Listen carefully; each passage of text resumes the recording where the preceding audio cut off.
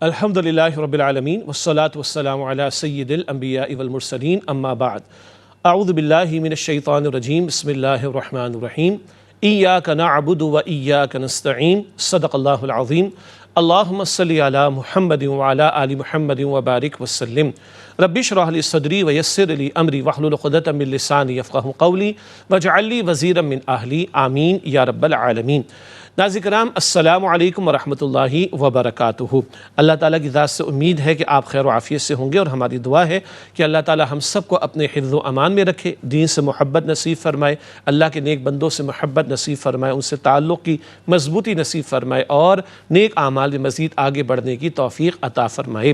بزرگان دین، یہ ہمارے اس پروگرام کا ٹائٹل ہے، خصوصی نشریات آپ ملاحظہ فرما رہے ہیں، اور آج جو آیت کریمہ تلاوت کی گئی ہم سب کو یاد بھی ہے، سورۃ الفاتحہ کی آیت نمبر 4، ایاک نعبد و ایاک نستعین۔ اے اللہ تعالیٰ ہم تیری ہی عبادت کرتے ہیں اور تجھ ہی سے مدد مانگتے ہیں۔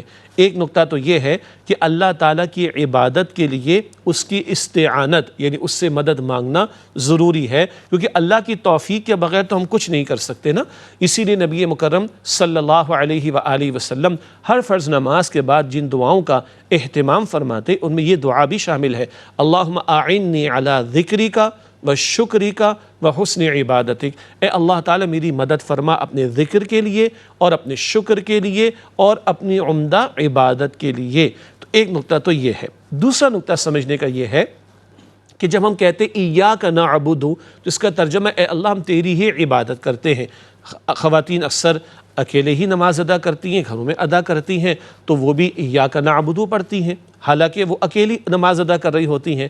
اسی طرح کوئی شخص اگر اکیلے، مرد بھی اگر ہے، اگر جماعت کسی وجہ سے رہ گئی اور اکیلے فرض رکعت ادا کر رہا ہے، یا ہم سنتیں ادا کرتے ہیں، نوافل اکیلے ادا کرتے ہیں، تو ہم اعبدو نہیں کہتے۔ اعبدو کا ترجمہ میں عبادت کرتا ہوں، نعبدو کا ترجمہ ہم عبادت کرتے ہیں، ہے نا نقطہ۔ جب ہم اکیلے بھی نماز ادا کرتے ہیں تو ہم کہتے ہیں ایاک نعبد، اے اللہ ہم تیری ہی عبادت کرتے ہیں۔ گویا یہ الفاظ توجہ دلا رہے ہیں کہ ہمارا دین اکیلے اکیلے کا تقاضا نہیں کرتا کہ تم بس اکیلے اکیلے اپنی انفرادی زندگی میں اللہ کی عبادت کرنے والے ہو جاؤ، بلکہ تمہیں اجتماعی سطح پر بھی اللہ تعالیٰ کی عبادت کرنی چاہیے۔ جیسے مصلی پر کھڑے ہوئے تو اللہ کو بڑا مانا، تو گھر میں بھی اللہ کو بڑا مانو، کاروبار میں بھی اللہ کو بڑا مانو۔ شادی کا موقع آ جائے تو غیروں کی نقالی نہ کرو، اللہ تعالیٰ اور اس کے رسول صلی اللہ علیہ وسلم کی تعلیم کے مطابق شادی کا معاملہ کرو، وہ بھی عبادت بننی چاہیے۔ گھر میں میت کا موقع آ جائے تب بھی عبادت کرنی ہے۔ اسی طرح مارکیٹ میں آ جائیں، پارلیمنٹ میں آ جائیں، عدالت میں آ جائیں، ریاست کی سطح پر آ جائیں، ان سب سطحوں پر اللہ تعالیٰ کی عبادت کا تقاضا ہے۔ ایک اور نقطہ یہ ہے کہ ہمارا دین اجتماعیت کی دعوت دیتا ہے۔ اکیلے اکیلے زندگی بسر کرنا یہ غیر اسلامی طرز عمل ہے۔ اجتماعیت اختیار کر کے زندگی بسر کرنا یہ ہمارے دین کا تقاضا ہے۔ سورۃ العصر کا مطالعہ کیجئے، اللہ تعالیٰ ارشاد فرماتا ہے والعصر، قسم ہے تیزی سے گزرتے ہوئے زمانے کی، ان الانسان لفی خسر، بے شک یقیناً تمام کے تمام انسان واقعتاً خسارے میں ہیں۔ کون بچے گا؟ الا الذین آمنوا وعاملوا الصالحات وتواصوا بالحق وتواصوا بالصبر۔ چار باتیں، وہ جو ایمان لائے کافی نہیں، اور وہ جنہوں نے نیک اعمال کی کافی نہیں، اور جنہوں نے مل جل کر ایک دوسرے کو حق کی وصیت کی، اور جنہوں نے مل جل کر ایک دوسرے کو صبر کی وصیت کی۔ یہ مل جل کر حق کی وصیت میں دعوت دین کا کام بھی ہے، غلبہ دین کی جد و جہد کا کام بھی ہے، اور اسلام میں مشقتیں آئیں اس پر صبر ہے، وہ بھی مل جل کر ایک دوسرے کو وصیت کرنی ہے۔ تو ہمارے دین کا مزاج اجتماعیت کا ہے، اور ہم نے اس نشست میں یعنی بزرگان دین کے تعلق سے جو ہم کلام اس پروگرام میں آپ کے سامنے رکھ رہے ہیں، اللہ کے نیک بندوں کی صحبت کا ذکر کئی مرتبہ کیا ہے۔ آج ایک خاص پہلو کے تعلق سے ہم یہ جاننا، سمجھنا اور یاد دہانی کرنا اور کرانا چاہیں گے ایک دوسرے کے لیے کہ یہ صحبتوں کا فائدہ کن کن اعتبارات سے ہوتا ہے۔ چند نقطے میں آپ کے سامنے رکھنا چاہوں گا۔ اللہ کے نیک بندوں کی صحبت اختیار کی جائے، اس پر ہم نے کلام پہلے بھی کیا۔ آج ہم یہ کلام کرنا چاہیں گے کہ ان صحبتوں کا فائدہ کیا ہوتا ہے۔ نیک لوگوں کی صحبت، اللہ کے فرمانبردار بندوں کی صحبت۔ پہلی بات، جب ہم صحبت میں ہوں گے، صحبت سے مراد کیا ہے؟ اچھے ماحول میں جانا، خیر کے ماحول میں جانا، اجتماعیت کے ماحول میں جانا۔ پہلا فائدہ کیا ہوتا ہے؟ انسان کا معاملہ ہے کہ وہ نقال واقع ہوا ہے، نقل کرنے والا وہ ہم اردو میں تو کہہ دیتے خربوزہ خربوزے کو دیکھ کر رنگ پکڑتا ہے، ٹھیک ہے جی، جب سب لوگ کچھ کر رہے ہو تو ہمارے لیے بھی کرنا آسان ہو جاتا ہے۔ مثلا عام دنوں میں نفل روزے کے بارے میں سوچیں تو کئی مرتبہ آدمی سوچتا ہے کہ رکھوں کہ نہ رکھوں۔ ہاں سردی کے ایام میں یعنی دن چھوٹے ہوتے ہیں تو روزہ رکھنا نسبتاً آسان ہوتا ہے کہ سوچنا پڑتا ہے آدمی کو، لیکن ماہ رمضان آ جائے تو ایک ماحول اللہ تعالیٰ خود عطا فرما دیتا ہے، اب تو رکھنا ہی رکھنا ہے بھائی، لاکھوں کروڑوں مسلمان رکھ رہے ہیں، ان کی بھی بھوک کا معاملہ، پیاس کا معاملہ اور کام کاج کا معاملہ، چلو میں بھی کر لوں گا۔ تو ایک نقالی کا پہلو، مثبت بات کر رہا ہوں، پازیٹیو بات کر رہا ہوں، ویسے نقل کرنا ایگزام میں اچھی بات نہیں ہے، میں پازیٹیو بات کر رہا ہوں، کاپی کرنا، نقل کرنا۔ تو انسان بنیادی طور پر نقال بھی اکثر و بیشتر واقع ہوا وہ کاپی کرتا ہے۔ تو جب ہم نیکی کے ماحول میں جڑتے ہیں نا، اللہ والوں کے ماحول میں جڑتے ہیں، خیر کے ماحول میں جڑتے ہیں، تو ہمارے لیے نیکی کی کاپی کرنا یعنی نیک اعمال کو انجام دینا آسان ہو جائے گا انشاءاللہ تعالی۔ تو پہلا فائدہ صحبتوں کا، خیر کی صحبت، نیک ماحول کی صحبت، اللہ کے نیک بندوں کی صحبت کی ہم بات کر رہے ہیں، تو وہاں رہ کر ہمیں خیر کا عمل کرنا آسان ہو جاتا ہے۔ گناہ سے بچنا عام طور پر مشکل بات ہوتی ہے، نافرمانی کے کام کتنے چل رہے ہیں، سود خوری کے دھندے، غیبت کا معاملہ، گالیوں کا معاملہ، بے حیائی کا معاملہ، بے پردگی کا معاملہ اور بے ادبی کا معاملہ، گستاخیوں کا معاملہ۔ گستاخی کس معنی میں؟ ماں باپ کے ساتھ سینہ تان کر باتیں ہو رہی ہیں، استادوں کے ساتھ استغفر اللہ انا للہ، یہ جو حرکتیں ہیں، آدمی اگر بچنا بھی چاہتا ہے تو ماحول کا پریشر بہت ہے، تو ہمیں ماحول میں ماحول بنانا پڑے گا۔ ہمارے استاد ڈاکٹر اسرار صاحب رحمۃ اللہ علیہ فرماتے تھے سوسائٹی ود ان سوسائٹی، اگر باہر کا ماحول ہمیں شر کی طرف دھکیلنے پر لگا ہوا ہے تو ہمیں اچھا ماحول اختیار کرنا پڑے گا، خیر کا ماحول اختیار کرنا پڑے گا، تاکہ مجھے میری بیٹری چارج کرنے کا بلکہ ریچارج کرنے کا موقع ملے، اور اگر میں باہر نکلوں بھی تو میں ریزسٹ کر سکوں باہر کے شر کے پریشر کا۔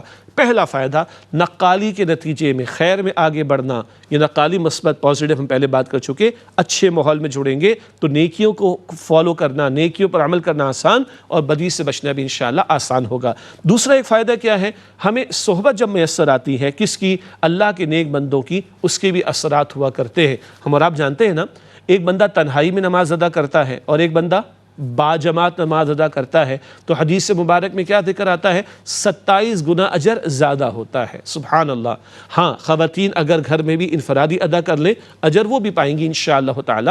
مردوں کے لیے جماعت کی پابندی کی ترغیب و تشویق بلکہ اس کا لزوم بھی کیا گیا، اس کو لازمی بھی قرار دیا گیا، اہتمام ہونا چاہیے۔ تو جب باجماعت نماز ادا کرتے ہیں تو اجر بڑھ جاتا ہے، کیوں؟ جماعتی سطح پر جب ہوں گے، اجتماعیت میں ہوں گے تو ہم سے بہتر لوگ بھی ہوں گے، ان کی برکت سے کچھ ہمیں بھی مل جائے گا انشاءاللہ۔ ہاں ان کی نگاہ کے نتیجے میں، ان کی برکت کے نتیجے میں، ان کے فیض کے نتیجے میں ہمیں بھی کچھ مل جائے گا انشاءاللہ تعالی۔ ویسے ایک بڑی پیاری حدیث ہمارے سامنے رہے، اللہ کے پیغمبر صلی اللہ علیہ وآلہ وسلم نے یہ بھی ارشاد فرمایا، المرء مع من احبہ، بندہ اسی کے ساتھ ہوگا جس سے اس کو محبت ہے۔ اس حدیث میں اور بھی تفصیلات ہیں، اس کا بھی اس وقت بیان کا پہلو مقصود نہیں ہے، وہ اپنی جگہ اہم باتیں ہیں۔ البتہ نقطہ المرء مع من احبہ، بندہ اسی کے ساتھ ہوتا ہے جس سے وہ محبت کرتا ہے۔ تو نیک لوگوں سے محبت ہوگی، ان کی صحبت میں ہوں گے، ان کی معیت میں ہوں گے، ان کے ساتھ ہوں گے تو انشاءاللہ ان پر جو رحمت اللہ تعالیٰ نچھاور فرما رہا ہوگا اس کا کچھ حصہ ہمیں بھی انشاءاللہ میسر آ سکے گا۔ تیسری بات، جب ہم نیک ماحول میں ہوتے ہیں تو ہمیں علم بھی حاصل ہوتا ہے، معرفت بھی حاصل ہوتی ہے، کچھ تربیت بھی مل جاتی ہے۔ بہت سے لوگ ہیں، ہم سب ہی آج کل بھائی زندگی بڑی فاسٹ ہو گئی ہے کر لی ہے، یہ بھی چیک کر لیجئے، نہیں بھائی بہت فاسٹ ہو گئی، اچھا اسمارٹ فون بند کر دیں 2 گھنٹے کے لیے، دیکھیے زندگی بڑی سلو ہو جائے گی، نارمل پیس پہ آ جائے گی، چیک کر لیں۔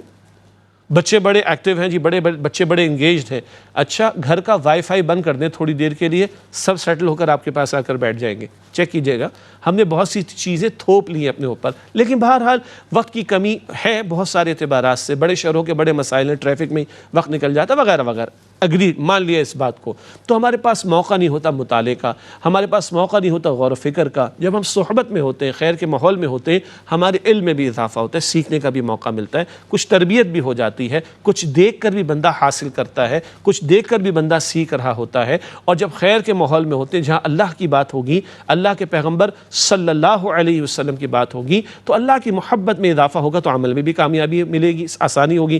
اللہ کے پیغمبر علیہ السلام کی محبت میں اضافہ ہوگا تو آپ صلی اللہ علیہ وسلم کی اطاعت اور اتباع کی طرف بھی ہمارے قدم بڑھیں گے۔ تو ایک اور اہم فائدہ ان صحبتوں کا کیا ہے، ہمیں تعلیم کا موقع ملتا ہے، تربیت کا موقع ملتا ہے اور معارفت کا موقع ملتا ہے۔ معروف باتیں ہیں نا، اللہ والوں کی صحبت سے لوگوں کے دل بدل گئے، اللہ والوں کی صحبت سے لوگوں کی زندگیاں بدل گئیں۔ ہاں، شرط لازم ایک ہے، دل میں طلب بھی تو ہونی چاہیے، دل میں تڑپ بھی تو ہونی چاہیے۔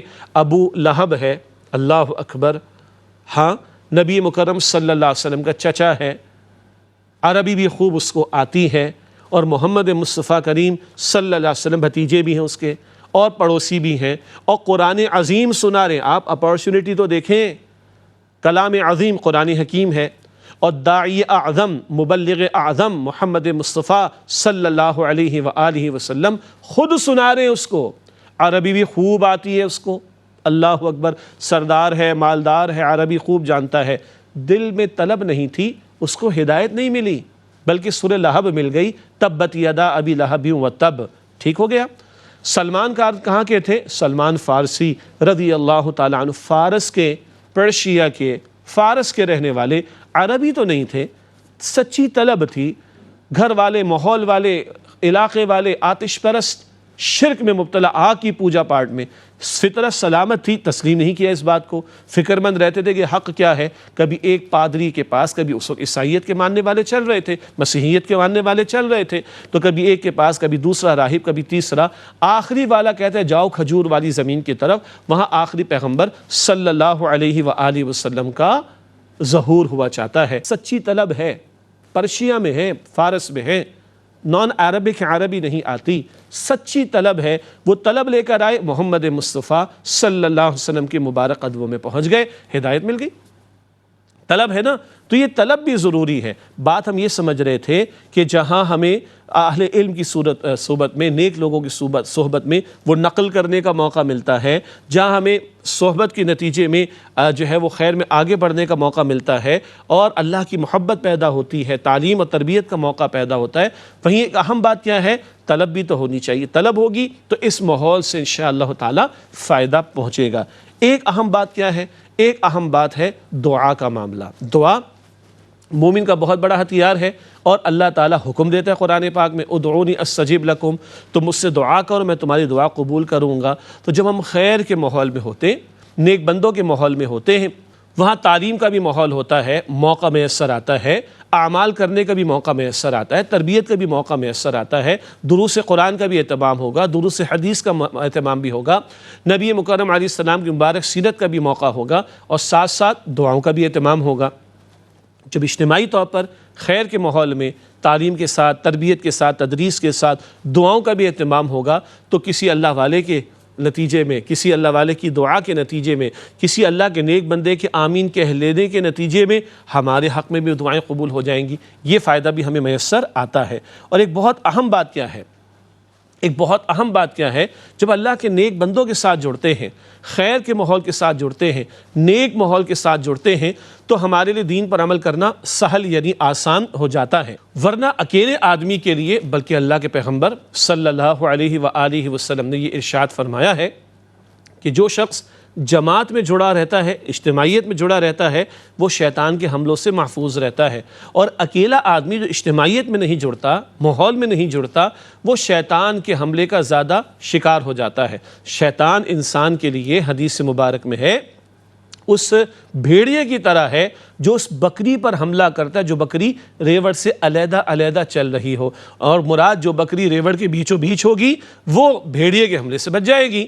تو وہ اکیلا آدمی جو ماحول میں نہیں جڑتا، وہ شیطان کا نشانہ زیادہ بن سکتا ہے اس بھیڑیے کی طرح جو اس بکری پر حملہ کرتا ہے جو ریوڑ سے علیحدہ علیحدہ چل رہی ہو۔ اس تعلق سے ہمیں بھی غور کرنا چاہیے، اکیلے اللہ کے دین پر عمل کرنا مشکل معاملہ ہے۔ اسی لیے آج ابتدا میں ذکر ہوا، ایاک نعبد، اے اللہ تعالیٰ ہم تیری ہی عبادت کرتے ہیں۔